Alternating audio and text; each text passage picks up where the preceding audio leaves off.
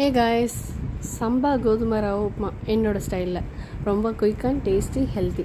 ஒரு பேனில் ஆயில் விட்டு பட்டை, லவங்கம், ஏலக்காய், இது கூட பொடியாக நறுக்கின வெங்காயம், பச்சை மிளகா, கருவேப்பிலை, இஞ்சி பூண்டு பேஸ்ட், நீங்கள் எவ்வளோ குவான்டிட்டி செய்வீங்களோ அதுக்கேற்ற அளவில் இதெல்லாம் சேர்த்துக்கோங்க.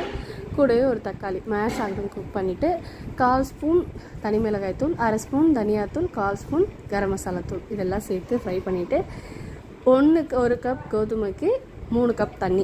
ஸோ அதை விட்டுட்டு கூடவே கொஞ்சம் கொத்தமல்லி, புதினா சேர்த்து நல்லா கொதி வரட்டும். கொதி வந்த ஸ்டேஜில் இந்த சம்பா கோதுமை ரவையை சேர்த்து நல்லா மிக்ஸ் பண்ணி மீடியம் ஃப்ளேமில் வச்சு நல்லா குக் பண்ணுங்கள். ஒரு 15 to 20 மினிட்ஸ் குக் பண்ணக்கப்புறம் இந்த கன்சிஸ்டன்சியில் கை விடாமல் கிளறிட்டே இருந்தீங்கன்னா ரொம்ப டேஸ்டி அண்ட் ஹெல்த்தியான கோதுமை ரவை உப்புமா ரெடி. இது கூட நீங்கள் உங்களுக்கு பிடிச்ச வெஜிடபிள்ஸ் எல்லாமும் சேர்த்துக்கலாம். நான் இன்றைக்கி வெஜிடபிள் இல்லாமல் ப்ளைனாக தான் சேர்த்துருக்கேன். டேஸ்ட் சூப்பராக இருக்கும். மறக்காமல் ட்ரை பண்ணி பார்த்துட்டு ஃபாலோ பண்ணுங்கள்.